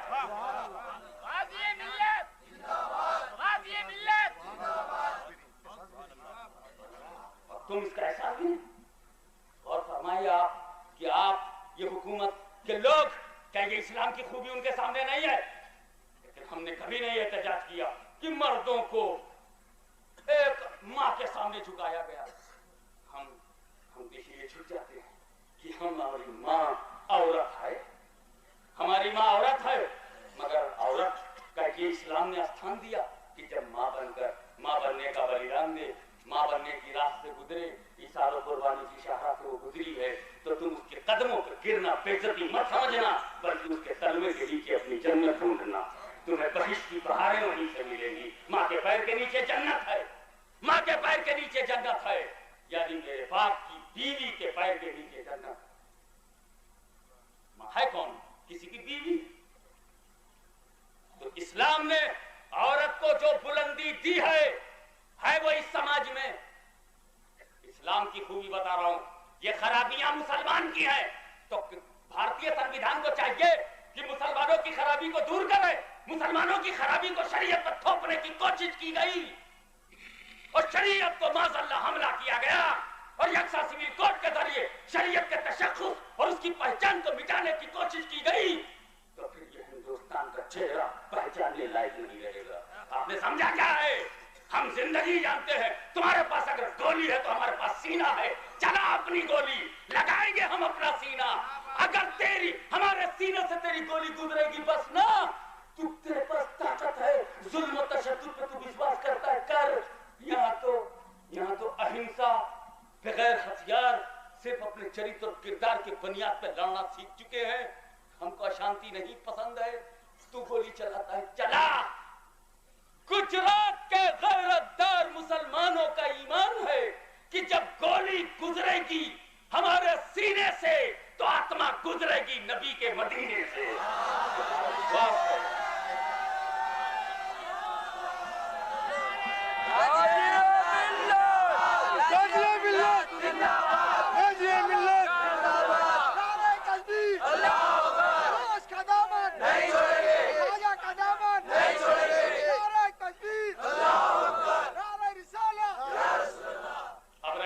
इतनी सी सिर्फ कि भाई ऐसा नहीं, हम बराबर एकदम से कैसे होंगे? इस्लाम ने जो ऊंचा स्थान दिया है वो महान है।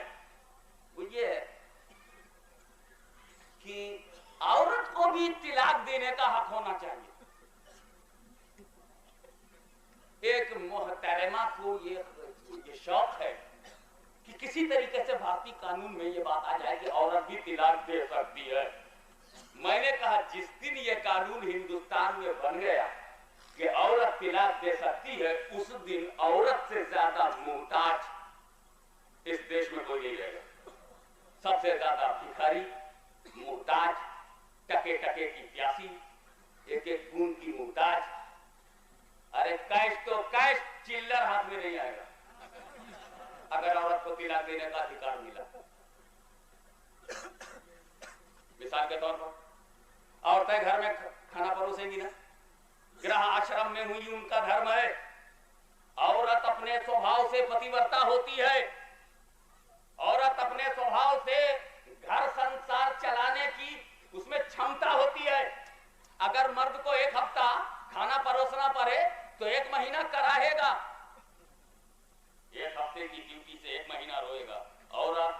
महीने की ड्यूटी से 1 हफ्ता भी नहीं बोलेगी। उसका स्वभाव, उसकी प्रकृति वैसे ही है।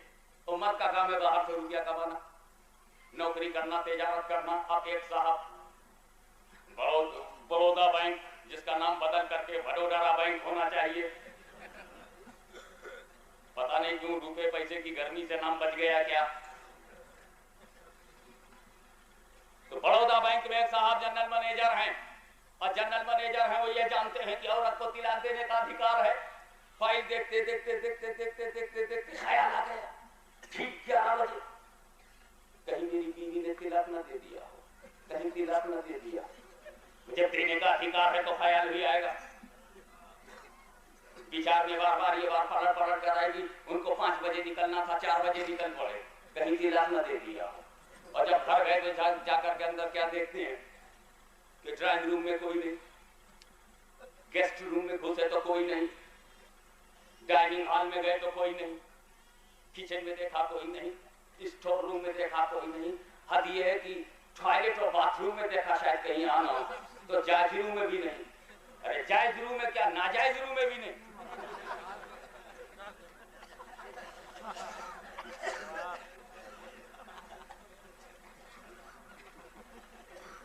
आखिर बेडरूम में जब वो मोहतरम गए तो क्या देखते हैं कि टेबल पर एक कागज रखा हो। Oh my husband, I have a power to divorce you, or on this power I divorce you, and there is no relation between you and me as a man and wife, and I have a long life and no resources of money, so I am going with all gold, silvers and currency to maintain our future life. ए मेरे भूतपूर्व पति महोदय, मुझको तिलाक देने का अधिकार है। मैं आपसे विवाह किया था ताकि मैं आपकी धर्म पत्नी बन जाऊं और रुपए को कैप्चर कर लूं। रुपए पर कब्जा जमाने के लिए विवाह का मैंने नाटक रचा, और विवाह करने के बाद जब आपने मुझको कुछ दिन के बाद असली कुंजी दे दी, दागीने वाली, सोने चांदी वाली, तो उस असली कुंजी को पाते ही मैं आपको तिलक देती हूँ, रुपया लेके जाती हूँ, क्योंकि मेरी इस कम उम्री में, कमसिनी में, फारूकी साहब अब सच बताना ही पड़ेगा, इस कम उम्री में एक लंबी जिंदगी गुजारना है, इसलिए लाखों करोड़ों डॉलर लेके जा रही हूँ। मुझको बताओ कि अगर औरत को तिलाक देने का अधिकार हो तो क्या अपने घर की सारी संपत्ति की कुंजी उसके हाथ में दोगे? खुद माँ बहनें सोचें कि अगर हमारी माँ बहनों को अपने शौहर को तिलाक देने का अधिकार हो तो क्या उसका पति उस पर विश्वास करेगा?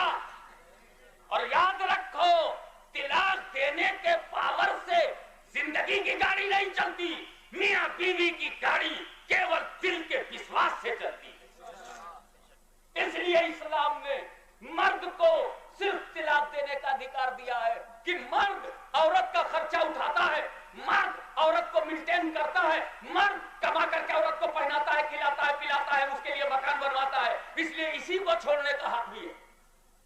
जो खर्चा कर रहा है उस औरत को छोड़ने का हक कैसे दे दिया जाए कि जिसके छोड़ देने के बाद पति के दिल में भय आ जाए और वो भय किसी बड़ी कुंजी को देने से रुकावट बन जाए कि कहीं ऐसा ना हो कि इसको पावर है छोड़ के चली जाए। तो ये छोड़ के चली जाएगी तो मेरे बच्चों को क्या होगा, ये छोड़ के चली जाएगी तो मेरा भविष्य क्या होगा, सारा रुपया लेकर के चली जाएगी तो मेरा भविष्य क्या होगा। इसलिए इस्लाम ने औरत को तिलाक देने का हक नहीं दिया कि इस नहीं देने से उसका घर स्वर्ग बन रहा है, विश्वास का स्वर्ग बन रहा है, एतमाद की जन्नत बन रही है, भरोसे का माहौल बन रहा है। और ये जिंदगी की गाड़ी भरोसे के पहिए से चलती है, विश्वास के पहिए से चलती है, भय और डर के पहिए से नहीं चल सकती।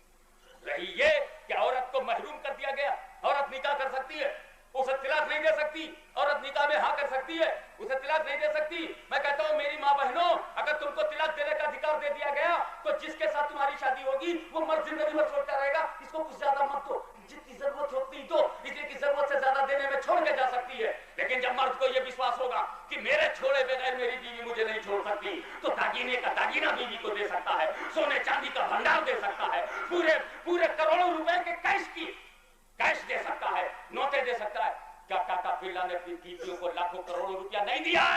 क्या शाहजहां ने अपनी बीवी को ताजमहल से ज्यादा कीमती रुपए पैसे नहीं दिए हैं?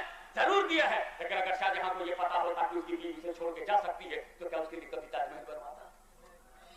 तो औरत अगर अपनी इज्जत को बर्बाद करना चाहती है, अगर शौहर की नजर में वो विश्वासघाती का रूप धारण करना चाहती है, तो फिर तलाक का हक मांगे।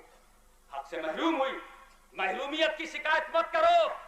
कभी कभी महरूमियत नेमत है, कभी कभी महरूमियत ही नेमत है। याद करें मेरी मां बहनें, और मैं अब अपने मर्दों से पूछना चाहता हूं, जब बच्चा पैदा होता है तो दांतों से महरूम होता है कि नहीं? बच्चे के दांत नहीं होते, मगर ये बच्चा नहीं कहता कि अल्लाह जब आगे दांत देना है तो अभी क्यों नहीं दिया? माँ के पेट में आंख दे दिया, माँ के पेट में कान दे दिया, माँ के पेट में हाथ दे दिया, उंगलियां दे दी, यहां तक कि नाखून भी दे दिया, तो फिर दांत क्यों नहीं दिया? दांत क्यों नहीं दिया मुझे माँ के पेट में? किसी बच्चे ने अपने इस ना होने की शिकायत नहीं की, इसलिए कि बच्चे को मालूम होना चाहिए कि दांत नहीं दिया ये अल्लाह का बहुत बड़ा करम है। इसलिए कि अगर माँ के पेट में उसे दांत हो जाता और वो पैदा होता दांत लेकर, तो कोई माँ अपने दूध को उस बच्चे को न पिलाती, इसलिए कि दांत की तकलीफ से माँ को इतनी तकलीफ होती कि बच्चा दूध पूरा का पूरा दूध नहीं पा सकता था। और यह भी हो सकता था कि माँ अपनी तकलीफ को बचाने के लिए कि बच्चा जो है वो दांत काटता है, दांत से दबाता है, तकलीफ देता है, खून निकाल लेता है, इसलिए इस बच्चे को मैं दूध नहीं पिलाऊंगी। तो ये दांतों का होना माँ के बेहतरीन दूध से महरूम कर देता है, इसलिए अल्लाह ने दांत से महरूम कर दिया, मगर माँ के दूध से महरूम नहीं होने दिया, माँ के दूध से महरूम होने नहीं दिया। तब हमारी माँ बहनों को तिलाक से तो महरूम होने दिया, मगर घर को जन्नत बनाने से महरूम होने नहीं दिया, पति का प्यार लेने से महरूम नहीं होने दिया, अपने शौहर का विश्वास लेने से महरूम होने दिया।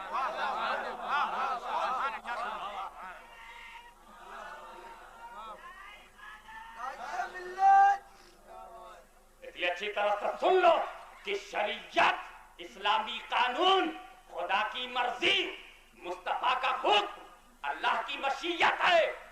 ये भारत का संविधान नहीं है जिसे बदला जा सके। हम अपनी शरीयत से मुतमईन हैं। बताओ तुमको शरीयत, इस्लामी शरीयत पर इत्मीनान है कि नहीं? तुम विश्वास करते हो कि नहीं? हमारी माँ बहनें भी जानती है कि अल्लाह ने जो दिया है वो ठीक दिया है। बच्चे को दांत नहीं था, हम नहीं समझे क्यों नहीं है, मगर बाद में समझ में आया कि दांत होता तो माँ का कीमती दूध से न मिलता। माँ बाप, हमारी माँ बहनें भी समझ गई कि अगर हमको तिलाक देने का अधिकार मिलता तो शौहर का भरोसा हमें कभी न मिलता। तो भरोसा कीमती है, तिलाक कीमती नहीं। और तुम बराबर की बात करते हो। इस्लाम को तुम समझाने चले हो भारत का बिगड़ा हुआ माहौल, दूषित वातावरण, और ये हिम्मत कि इस्लाम को तालीम देने की बात करे, ये गंदा माहौल, और इस्लाम के ऊपर धूल फेंको। आज भी देखो, बताओ तुम बेवाओं से नफरत करते हो। नौजवान की शादी करना है तो कुंवारी ढूंढते हो। बेवा अगर कम उम्री में बेवा हो जाए तो भी उसकी शादी नहीं करते, कहते एक मर्द की हो गई। अरे हुई, मैंने तो ऐसा केस सुना है, एक लड़की है अपने माँ के घर में है, निकाह हो गया, शादी हो गई, उसका विवाह हो गया, गौना नहीं हुआ, यानी वो से निकल करके माँ के घर से निकल के पति के घर नहीं गई, और पति का किसी एक्सीडेंट में इंतकाल हो गया, बेवा हो गई। शौहर देखा भी नहीं, बेवा हो गई, उसे मनहूस समझा जाता। और ये मनहूस समझने की आदत इस्लाम ने तुमको नहीं दी है, इनकी गलत सोबत ने तुमको दी। भारत में जो गलत कुछ लोग थे उनसे तुम मुतासिर हुए और बेवा को मनहूस समझने लगे। आज भी वो गलत लोग मौजूद हैं, चाहे वो 5% हो या 10% हो, मगर मौजूद हैं जो बेवा को देख लें तो रास्ता बदल देते हैं। एक पंडित जी के बारे में मैंने सुना कि वो घर से जैसे ही बाहर निकले, देखा एक बेवा विधवा, विधवा राम राम राम करके वो लौट गया। फिर उन्होंने पता लगा कोई वो विधवा जो औरत है पड़ोस में, वो हट गई कि नहीं, बेटे ने सूचना दी, पिताजी वो हट गए, फिर निकले, काम से जा रहे थे। वो फिर क्या हुआ, चौराहे से वो पानी लेकर के लौट रही थी कुएं से, वो फिर विधवा दिख गई, फिर लौट आए, बदतुगनी हो गई, बुरा सुगुन है, बड़ा बुरा हो गया। मेरी तो अपील यह है कि ऐसे संकीर्ण विचारधारा के लोगों पर ऐसे लिमिट आइडियोलॉजी वालों पर पाबंदी लगाने की जरूरत ही नहीं। विधवाओं की एक यूनियन बनाओ और कह दो कि हर सुबह को एक विधवा पंडित के घर के सामने बैठी रहे, ना वो बाहर निकलेगा ना भारत में लफड़ा होगा।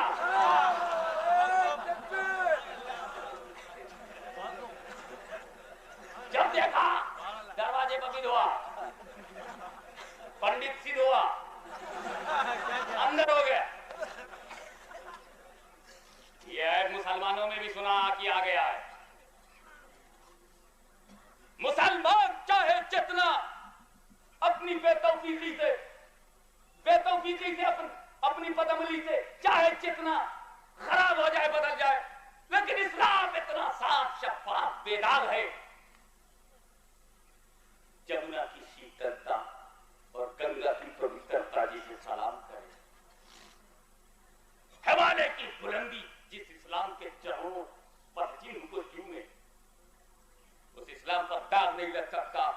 हिंदुस्तान के बिगड़े हुए जहनों, चाहे जिस धर्म में हो, उनको मैं ललकार के कहता हूं कि तुम अभी अपने देश में कुंवारियों को सुहागन न बना सके।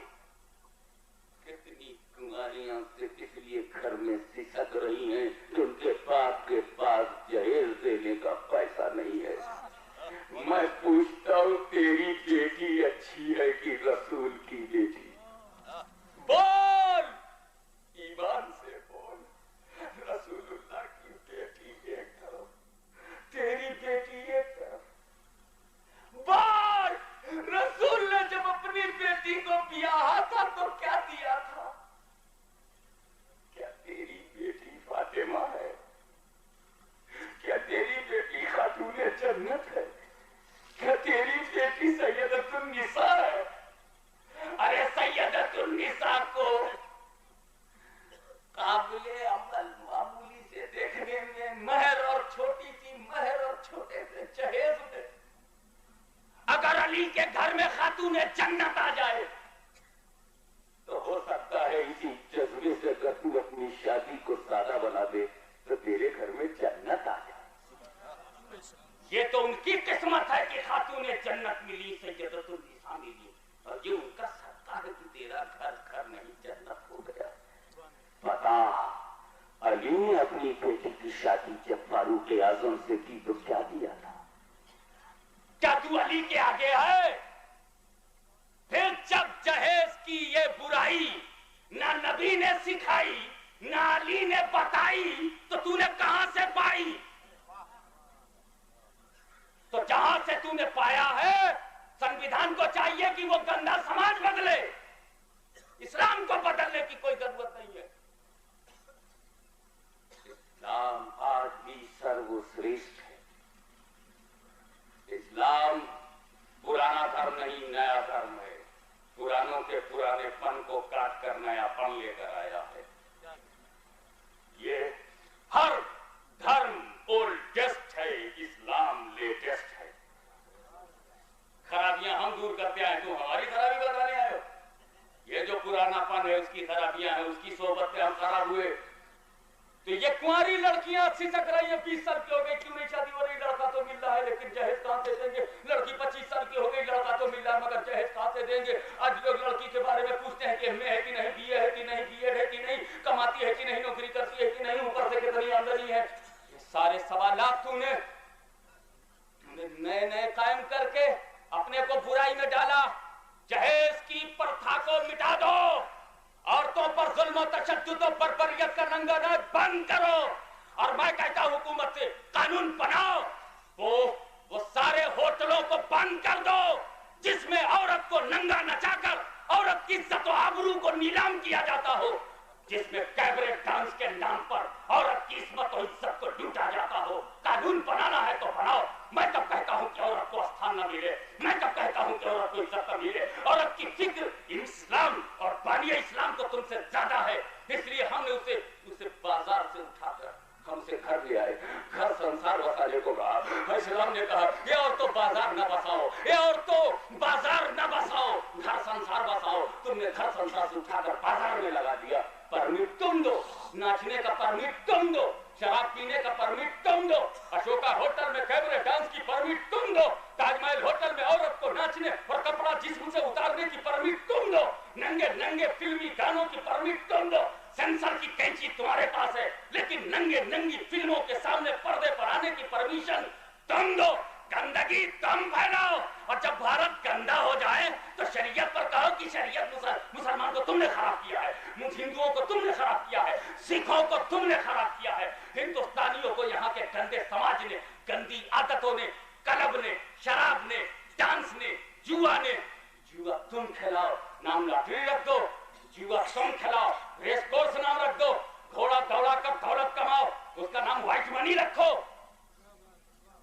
दुनिया की सबसे गंदी मनी को व्हाइट मनी तुम कहो, सबसे ज्यादा गंदे पैसे को व्हाइट मनी तुम कहो। और मेहनत से एक किसान ने बरसों मेहनत करके 10,000 रुपया जमा करके घर में रख दिया, उसका नाम ब्लैक मनी। अब घोड़े दौड़ा दौड़ा करके रुपये को लगा लगा करके उसका नाम व्हाइट मनी। पहले अपने को साफ करो।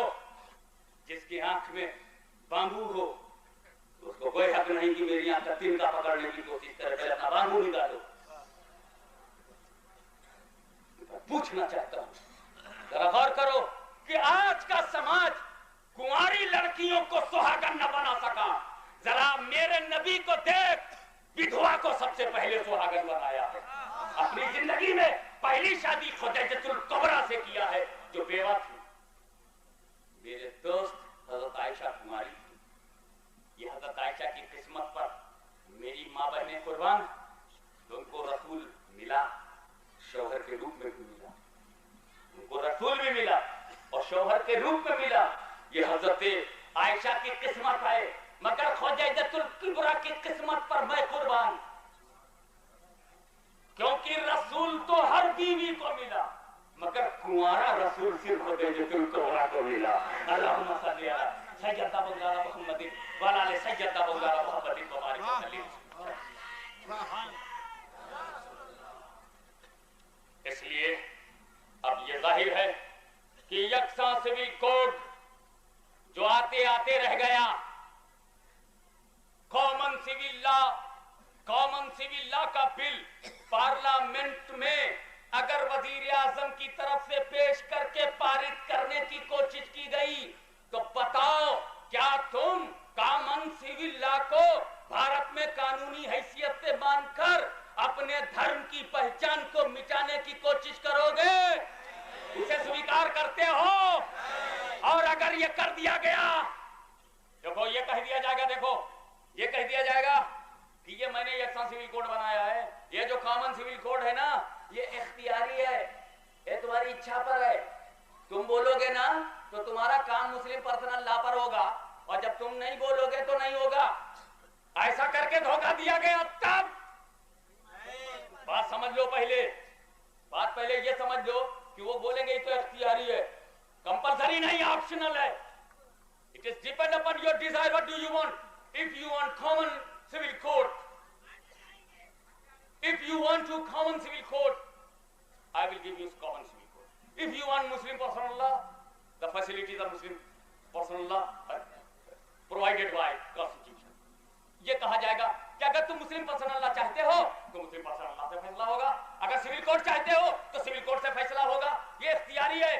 तो मैं कहता हूं, मैं चाहता हूं मुस्लिम पर्सनल लॉ और बीवी चाहती है एक्शन सिविल कोड, तब क्या करोगे?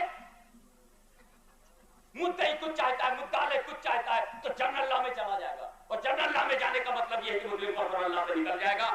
इसलिए आज की यह कॉन्फ्रेंस ऐलान करती है कि अगर कॉमन सिविल कोड को मंजूर करना ही है तो मुसलमानों को अलग कर दिया जाए।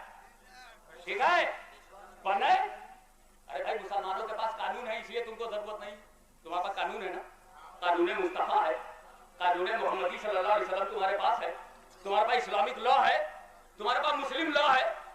अब भारत में कुछ ऐसे भी लोग हैं जिनके पास लॉ नहीं है, उनके लिए बनने दो। मेरा ख्याल है बने, यकसा सिविल कोड बने, मगर एक्सेप्शन फॉर मुस्लिम। हिंदुस्तानी मुसलमानों को अलग किया जाए, और अगर उन लोगों को जाने दो और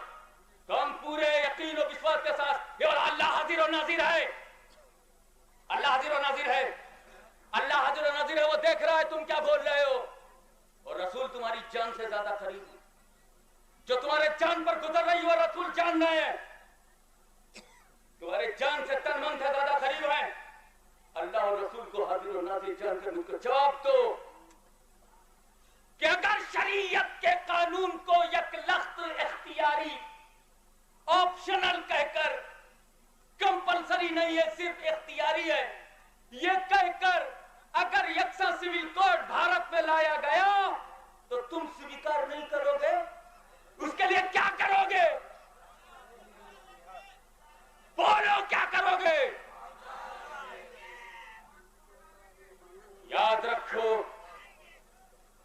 आप याद रखो, जिसने ये कहा है हम मिट जाएंगे, मैं उसको यकीन दिलाता हूं कि जब शरीयत मिटेगी तब तू मिटेगा। अगर शरीयत के लिए तू मिट गया तो शरीयत तुझे मिटने नहीं देगी, शरीयत तुझे मिटने नहीं देगी। नारे तकबीर।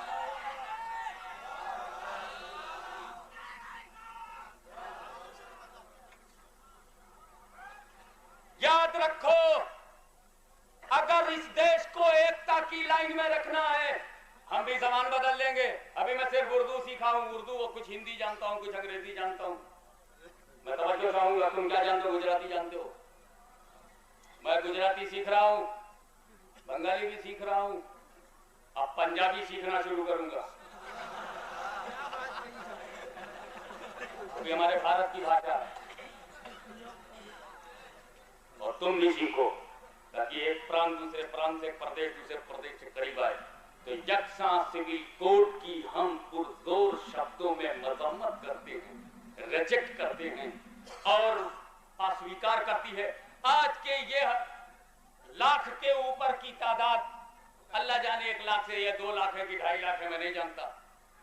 ये आज मुहद्दिस आज़म कॉन्फ्रेंस ये ऐलान करती है कि अगर हमारी ये बात ये जनवादी लोकतांत्रिक लोकशाही सत्ता तक पहुंचा दिया जाए कि यकसा सिविल कोड अगर एक को न बनाया जाए और अगर बनाया जाए तो मुसलमानों को उससे मुस्तस्ना कर दिया जाए, एक्सेप्शन कर दिया जाए, मुसलमानों को उससे अलग कर दिया जाए, और अगर इस पर भी ना अलग किया गया तो जो ताकत 2 करोड़ को संभाल न सकी वो भारत में 20 करोड़ को नहीं संभाल सकती।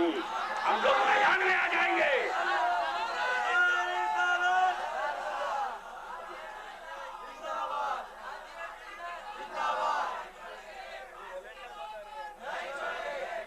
लानत ऐसी जिंदगी में क्या के सामने शरीयत बदल दी जाए? अरे वो कोई तबीयत है? इसलिए याद रखो, हम शरीयत बदलने नहीं देंगे। और सऊदी गवर्नमेंट से सिर्फ इतना कह देना है कि अगर गुंबद खजरा को बदलने की नापाक कोशिश की गई तो भारत की धरती पर कोई सऊदी इदारा सलामत नहीं मिलेगा, कोई भी सऊदी सलामत नहीं मिलेगा, नजदीक सुरमा लगाने के लिए नहीं मिलेगी। बोलो नौजवानों, क्या तुम अपने रसूल के गुंबद के निशान को बर्दाश्त कर सकते हो? तो जमात वालों कान खोल कर सुन लो, आज तुम देहात में चल रहे हो, आज तुम मस्जिदों में चल रहे हो, अगर गुंबद खतरा गिर गया तो ये जमात से हम बदला लेंगे, दारुल उलूम से हम बदला लेंगे, नहबतुल उलमा से हम बदला लेंगे, उनके सरकारी गुलामों से बदला लेंगे। रियाल की औलाद से रसूल की औलाद लड़ेगी। गुंबद खजरा ईदगाह की इमारत का नाम नहीं है प्यारे, ये अहले सुन्नत के इश्क और मोहब्बत की पहचान है। एक अनबोल ताई